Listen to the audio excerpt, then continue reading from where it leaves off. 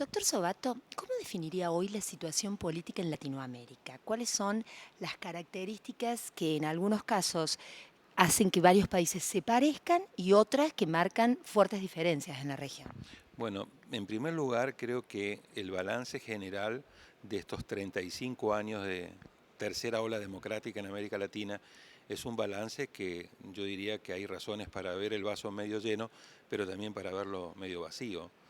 El balance en principio es positivo. Hemos escapado de las dictaduras, no hay violaciones flagrantes a los derechos humanos, hemos reconquistado espacios de libertad muy importantes. Hemos logrado tasas de crecimiento económico que no son tan altas como las asiáticas y que no son tan sostenidas, pero que nos han permitido crecer a la región, sacar a 70 millones de gente de la pobreza en la última década y ampliar la clase media. Pero por el otro lado subsisten dificultades y déficits muy grandes. Es decir, en primer lugar, se ha roto el concepto, el consenso que había sobre el concepto de la democracia.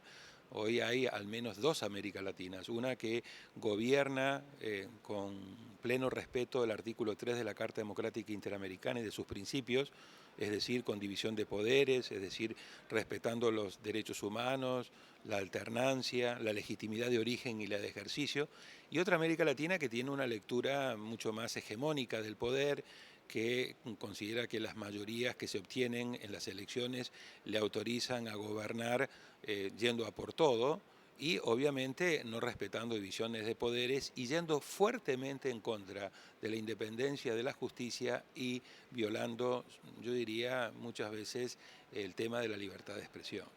Entonces ahí tenemos un balance que dependiendo donde uno mire puede tener razones para ser optimista o razones para ser un poco más pesimista. Ahora, la gran pregunta es ¿hacia dónde va América Latina? Y yo creo que en eso tenemos que hacernos una pregunta, en primer lugar, ¿qué va a pasar con el crecimiento económico a nivel mundial y a nivel regional? Es decir, hasta qué punto los profundos cambios geoeconómicos y geopolíticos que estamos viendo, particularmente la desaceleración de China, eventualmente el cambio de las tasas de interés en Estados Unidos, la menor demanda de los productos de materias primas, la caída en los precios de los productos de materias primas, todos temas centrales. ¿Cómo eso va a perjudicar a América Latina? Ya lo está haciendo, porque ya estamos viendo correcciones a la baja en la tasa de crecimiento. Y que tiene una gran asignatura pendiente en Latinoamérica, pese al crecimiento, pese a la expansión de la clase media, que es que su nivel de pobreza y de inequidad es muy Absolutamente, alto. absolutamente. La pobreza sigue siendo un 28%. Es cierto que bajó del 48% a mediados de los 90 a un 28%. 28 no los 13. Ha sido una ganancia muy importante, pero un 28% quiere decir que en números redondos uno de cada tres latinoamericanos sigue viviendo en la pobreza, a diferencia de los avances mucho más significativos que han hecho los países asiáticos en materia de reducción de pobreza. En materia de desigualdad hemos hecho algunos avances, pero no tan significativos. La región sigue siendo la más desigual del mundo. En materia de criminalidad, pese a los avances que hemos hecho en reducción de pobreza y alguna disminución que hemos hecho en materia de desigualdad, seguimos siendo una región tremendamente violenta. Somos pacíficas en el conflicto interestatal, pero somos sociedades al interior muy violentas. Tenemos el 8.5% de la población y concentramos el 27% de los homicidios. Y a su vez, todo esto combinado con una región que sigue teniendo altos niveles de corrupción y altos niveles de opacidad. Entonces, cuando ponemos todo esto a jugar de manera conjunta, lo que vemos es que hoy el debate, yo vengo insistiendo de hace tiempo, ya no es entre la democracia o el autoritarismo como fue en los años o en las décadas previas. Hoy el gran debate en América Latina pasa sobre la calidad de esa democracia. Es decir, nadie está aquí, todo lo que estamos viendo de las manifestaciones en Brasil, las manifestaciones en Chile, las manifestaciones en Perú, las propias manifestaciones que estamos viendo en Argentina, lo que están demandando no es una vuelta al autoritarismo, lo que están demandando es una Calidad de democracia de mejor institución. calidad. ¿Qué quiere decir?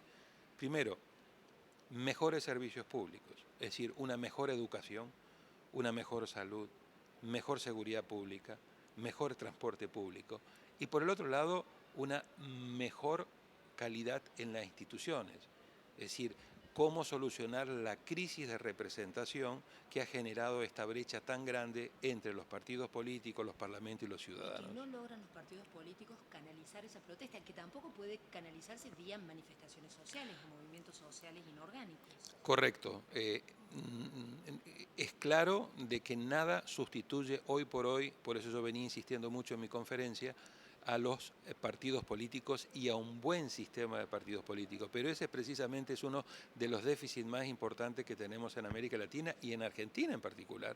Es decir, tenemos una crisis de representación porque tenemos una debilidad muy importante en relación con los partidos políticos y con el sistema de partidos políticos. Por lo tanto, las demandas ciudadanas creo que constituyen elementos que a punta de manifestación no se va a poder gobernar, pero sí creo que son mecanismos importantes porque ponen en juego, en jaque a los gobiernos que pensaban que por tener bajo control la parte institucional clásica, es decir, en la medida que, decían ellos, tenemos acuerdos entre los propios partidos y en la medida que tenemos un cierto control de los sindicatos y en la medida que tenemos control en el Parlamento y en la medida que los medios de comunicación no nos hacen la vida imposible, nosotros estamos tranquilos. Y hoy esta nueva clase media y sobre todo los jóvenes, a través de la utilización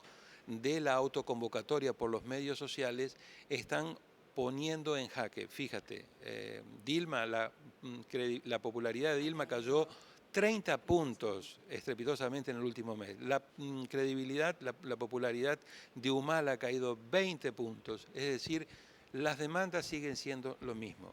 Mejores servicios públicos, más transparencia, más rendición de cuentas e instituciones que representen más y mejor a los ciudadanos. Por eso yo creo que estas manifestaciones, que algunos en contextos democráticos lo ven con mucha preocupación, creo que hay que verlo con preocupación si los gobiernos se vuelven autistas frente a estas demandas. Pero si los gobiernos ponen atención y son responsables, es decir, dan respuesta a esta demanda, yo creo que van a contribuir para tener una democracia de mejor calidad. Pero esto implica necesariamente que tenemos que mejorar también la calidad de las instituciones y claramente la claridad del liderazgo político. Muchas gracias.